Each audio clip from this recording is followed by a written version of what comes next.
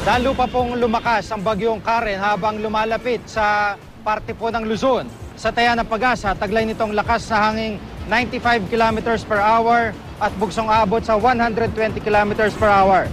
Kumikilos ito pailagang Kanluran sa bilis na 15 kilometers per hour. Huli itong namatan sa layong 640 kilometers sa silangan ng Virac, Catanduanes.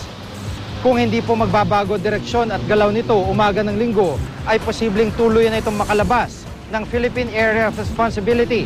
Batay rin po sa storm track ng Weather Central, di na ito inaasahang maglalandfall. Pero magdadala pa rin ng pag-ulan sa Visayas at Mindanao.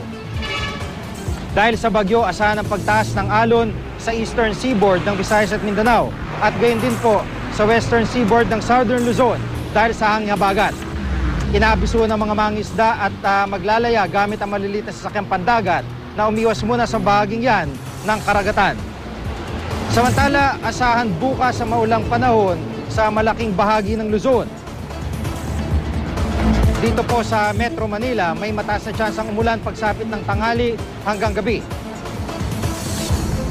Ang Kalakang Visayas ay makakaranas ng maulang panahon.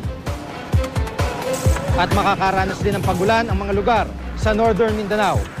Sa mga susunod na araw, ang Metro Manila ay makakaranas ng maliwalas na panahon.